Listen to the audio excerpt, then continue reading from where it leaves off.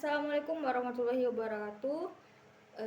Baik, perkenalkan, nama saya Haslinda. Saya dari Fakultas Keguruan Ilmu Pendidikan dalam Prodi Bahasa dan Sastra Indonesia. Nah, di sini saya ingin membahas materi dari mata kuliah. Salah satu materi dari mata kuliah psikolinguistik, yaitu mengenai landasan neurologis bahasa. Yang pertama, kita akan membahas mengenai teori dan metodologi landasan neurologis bahasa. Yang kedua, ada struktur dan organisasi otak manusia. Yang ketiga, ada hubungan otak dengan bahasa. Yang keempat, ada perbedaan otak wanita dan laki-laki. Selanjutnya, baik yang pertama, itu kita akan membahas mengenai teori dan metodologi landasan neurologi bahasa. Yang pertama itu ada faktor penting dalam penguasaan bahasa adalah faktor neurologis, yakni kaitan antara otak manusia dengan bahasa. Kemudian ada landasan neurologis bahasa, inilah yang mampu menjawab bahwa manusia memiliki kemampuan berbahasa tetapi hewan tidak. Yang kedua, ada otak manusia dengan otak hewan berbeda, bukan hanya bentuknya saja yang berbeda. Selanjutnya yang ketiga, tetapi fungsinya juga berbeda. Nah, menurut Darjo Wijojo pada tahun 2018 halaman 208, pada makhluk seperti ikan, tikus dan burung, misalnya korteks cerebral dikatakan tidak tampak, padahal korteks inilah yang sangat berkembang pada manusia. Hal ini membuktikan bahwa sebagian besar otak manusia digunakan untuk proses mental, termasuk proses kebahasaan, sedangkan binatang hanya untuk kebutuhan fisik saja. Hal ini membuktikan pada perbedaan neurologis yang membuat manusia dapat berbahasa dengan hewan tidak. Selanjutnya, struktur dan organisasi otak manusia. Nah, di sini Halleway mengemukakan perkembangan otak ini dapat dibagi menjadi 4 tahap. Yang pertama, itu ada tahap perkembangan ukuran. Yang kedua, adanya perubahan reorganisasi pada otak.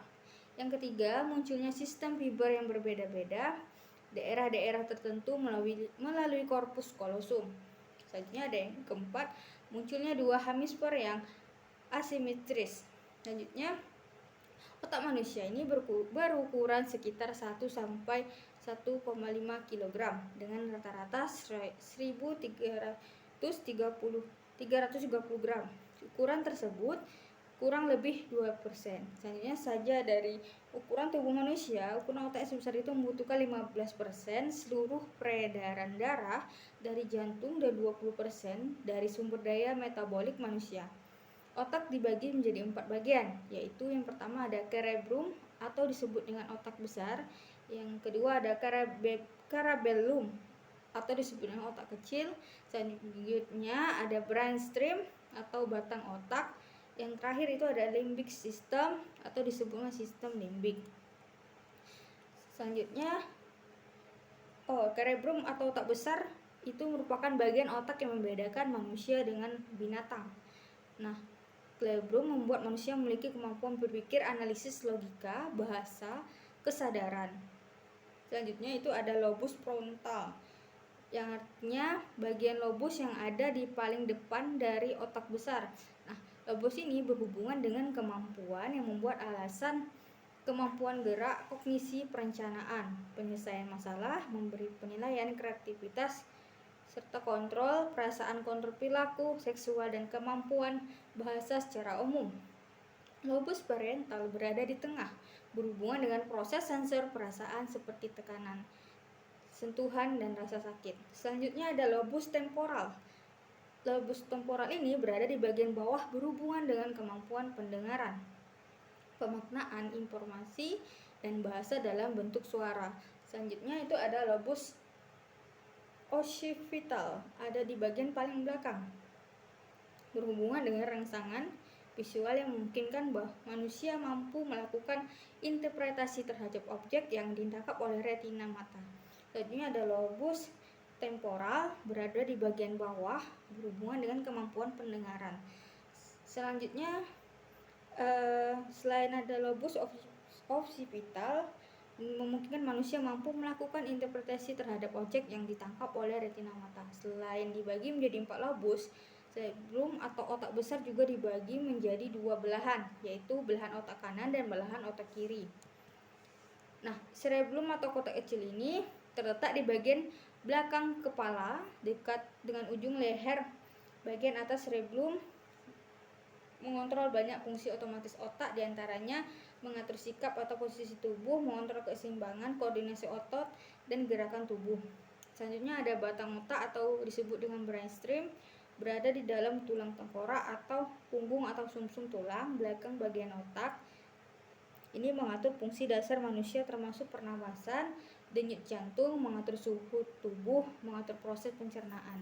Selanjutnya ada sistem limbik yang berfungsi sebagai menghasilkan perasaan, mengatur produksi hormon, memelihara homeostasis, rasa haus, rasa lapar. Selanjutnya yang ketiga, kita akan membahas mengenai hubungan otak dengan bahasa. Nah, dari struktur serta organisasi otak manusia memegang peranan yang sangat penting dalam bahasa. Bahasa menurut Brown adalah seperangkat simbol atau vokal maupun visual yang sistematis, mana suka mengonvensionalkan makna kata yang dirujuk dan dipakai untuk berkomunikasi oleh manusia dalam sebuah komunitas atau budaya wicara dan dikuasai oleh semua orang dalam cara yang sama.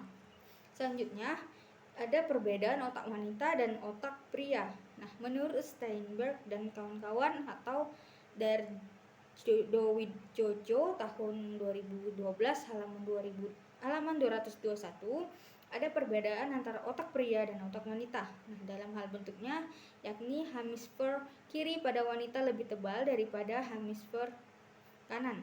Nah, keadaan seperti inilah yang menyebabkan kelas bahasa pada umumnya didominasi oleh wanita. Nah, kemudian menurut Cher pada tahun 2009 atau halaman 134, letak keunggulan otak menjadi terbagi menjadi 3, yaitu ada otak wanita lebih seimbang. Nah, ukuran otak pria lebih besar, mempunyai fungsi lebih baik, lebih cerdas, dan memiliki kelebihan lainnya bila dibandingkan dengan otak wanita. Hal tersebut diungkapkan oleh Awi atau Cher pada tahun 2009 halaman 133.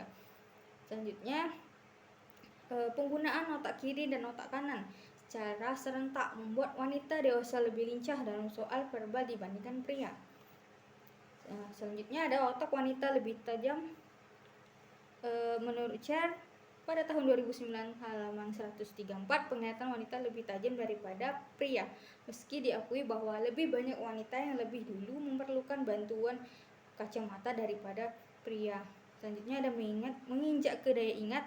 Nah, wanita juga lebih tajam ingatannya dibandingkan dengan pria. Selanjutnya itu ada perasaan wanita juga tajam. Hal tersebut terbukti ketika wanita diminta untuk mengenang pengalaman emosionalnya, wanita lebih responsif daripada pria. Ini juga menjadi bukti mengapa wanita lebih banyak menderita depresi daripada pria.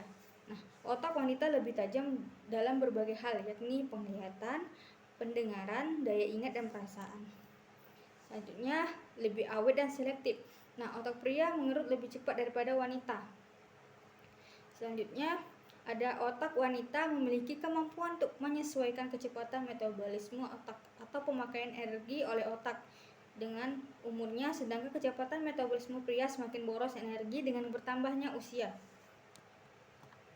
Baik, mungkin hanya itu saja yang saya dapat sampaikan mengenai materi dari mata kuliah psikolinguistik dengan materi yang berjudul landasan neurologis.